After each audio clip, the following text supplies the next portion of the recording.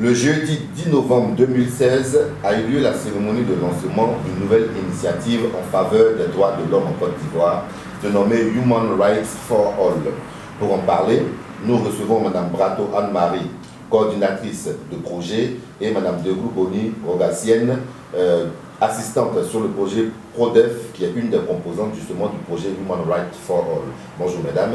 Bonjour monsieur. D'entrée de jeu, présentez-nous le projet Human Rights for All et sa composante, le projet PRODEF. Merci monsieur. Je tenais tout d'abord à dire merci à Abidjan.net qui nous donne l'opportunité de parler de notre projet. En effet, le projet Human Rights for All, qui est un projet de USAID, c'est-à-dire les fonds américains d'aide, ce projet est déroulé en deux phases. Et il y a un projet qui est déroulé par l'organisation internationale Internews, qui est dénommé Voice Up. C'est un projet de renforcement des capacités des défenseurs des droits de l'homme en matière de communication.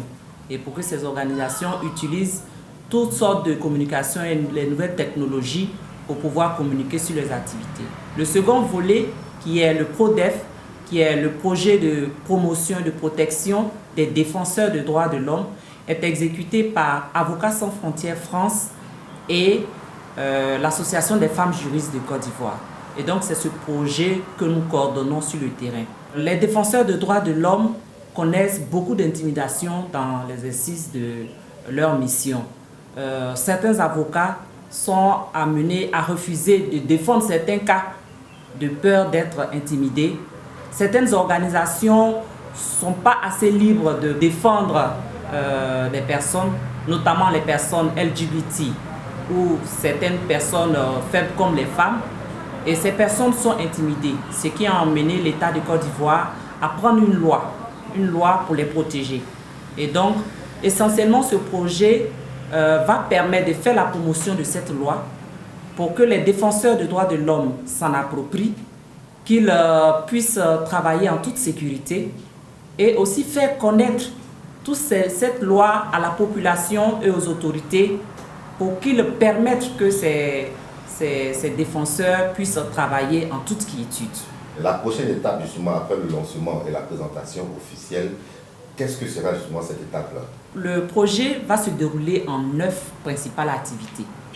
Donc, les 2 premières sont à l'endroit des défenseurs qui vont être formés sur la loi 2014-388 du 20 juin 2014 portant protection des défenseurs des droits de l'homme et aussi les mécanismes juridiques internationaux et nationaux qui les protègent, qui leur permettent aussi de défendre au mieux ceux qui les sollicitent. Après cela, l'autre phase, ça sera que ces organisations se mettent en réseau au niveau des régions. Il faut dire que le projet va s'exécuter sur 10 régions, donc sur toute l'étendue du territoire. Les villes dans lesquelles ce projet va se dérouler seront San Pedro, Daloa, Bouaké, Man, Guiglo, Abangourou, Bondoukou, Bondiali, Korogo et Abidjan. Donc dans toutes ces zones, les organisations devront s'organiser en réseau pour pouvoir réfléchir sur comment travailler et proposer un plan qui pourra être suivi par ces organisations. Après cette étape, nous aurons à diffuser vraiment de manière large cette loi à travers les médias, les radios nationales. On va organiser des débats de personnes ressources, c'est-à-dire avocats, juges, les défenseurs eux-mêmes, pour pouvoir justement discuter de cette loi et de son application. Parce que cette loi a été prise depuis 2014, mais les décrets d'application ne sont pas encore sortis. Et donc, ils vont réfléchir et parler à la population, de sorte que la population puisse avoir recours à ces défenseurs des droits de l'homme. Et en dernier lieu, des micro-subventions seront données à ces organisations pour mettre en œuvre des micro-projets qui leur permettent de mieux montrer leurs activités. Madame Degrou, vous qui êtes juriste et La coordinatrice a parlé entre autres de cette loi de 2014, mais aujourd'hui, quels sont les grands traits de cette loi et quelles sont les avancées qu'elle nous procure, qu'elle apporte en matière justement des droits de l'homme? Il s'agit de la loi numéro 2014-388 du 20 juin 2014 qui fait donc la promotion et la protection des défenseurs des droits de l'homme. Donc dans cette loi, il y a d'abord les obligations aussi des défenseurs des droits de l'homme. Il y a le cadre juridique qui les protège, comme je le disais, mais il y a aussi des obligations, notamment le respect des institutions, le respect des lois. Parce qu'un défenseur des droits de l'homme ne peut pas vivre de façon anarchique quand lui-même il fait la promotion des droits. Donc il faudrait que les organisations et les défenseurs, les acteurs donc, de défense des droits de l'homme qui agissent dans ces organisations-là prennent conscience que le rôle qu'ils ont à jouer est un rôle capital et qu'ils soient vraiment professionnels et ne pas dans cette défense-là faire n'importe quoi, mais il faut qu'eux-mêmes d'abord ils soient respectueux de l'état de droit dans lequel ils vivent. Aujourd'hui, parler des droits de l'homme en Côte d'Ivoire, ou est-ce que cette notion-là, c'est une notion qui est perçue, qui est assimilée par le commun des Ivoiriens? Est-ce que les Ivoiriens sont conscients, en fait, de faire simple, de leurs droits? Il s'agit d'une éducation permanente de l'individu. Je pense que à la lecture de l'actualité, les Ivoiriens sont conscients de leurs droits. Peut-être qu'ils n'en ont pas pleinement connaissance. C'est ça le problème. Sinon, on sent que les uns et les autres revendiquent des droits. Et il faut passer par une éducation aux droits de l'homme. Et à travers ce projet, nous pensons que nous pourrons apporter notre contribution à cette éducation. Une des grosses particularités justement du projet PRODEF, c'est que vous mettez en avant les défenseurs des droits de l'homme.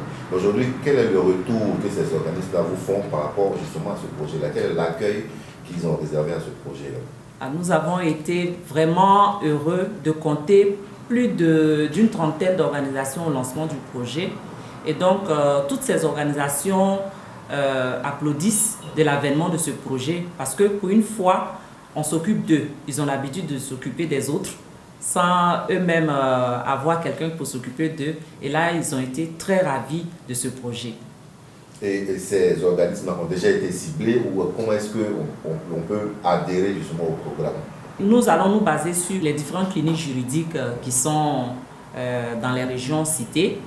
Et il y a le barreau des avocats de Côte d'Ivoire qui est aussi un partenaire du projet.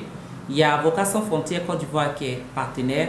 Et il y a des organisations localement qui ont déjà commencé à réunir ces défenseurs des droits de l'homme, notamment la CIDDH qui est la coalition ivoirienne des défenseurs des droits de l'homme. Il y a la Commission nationale des droits de l'homme qui travaille avec nous.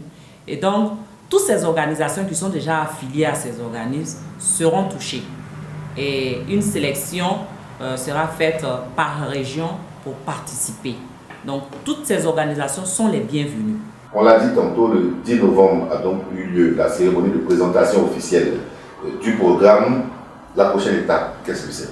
La toute prochaine étape, c'est de mettre à disposition de tout le pays un numéro d'appel pour la dénonciation des cas de violation des droits humains. Donc, nous avons un numéro de téléphone que nous allons communiquer par toutes les voies qui se présentent à nous, presse, communiqué radio, les réseaux sociaux, et à inviter la population à pouvoir dénoncer des cas de violation des droits de l'homme.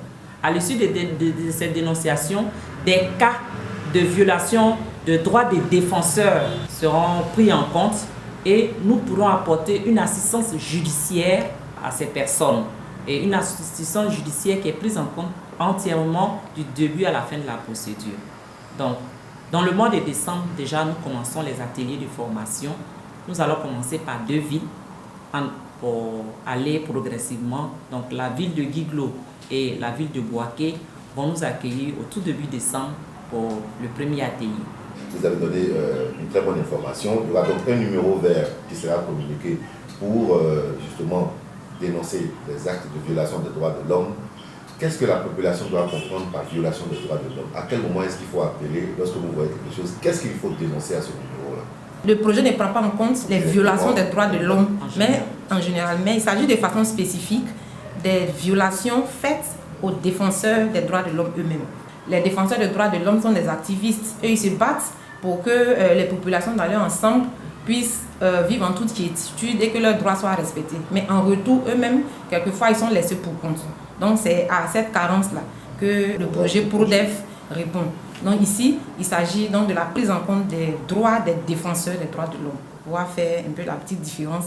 Parce qu'il y a la CNDHCI, qui est la Commission nationale des droits de l'homme, en Côte d'Ivoire ici, qui existe, et donc qui est chargée de la prise en compte des droits de l'homme en général. Mais nous travaillons en collaboration avec la CNDHCI. Madame Degrou, Madame Brateau, nous avons eu beaucoup de plaisir à vous rencontrer pour cette première interview. Nous pensons en avoir d'autres pour mieux éclairer l'opinion sur les projets que vous avez et de façon générale sur le programme de valorisation des droits de l'homme en Côte d'Ivoire. Merci pour votre présence. C'est nous qui vous remercions.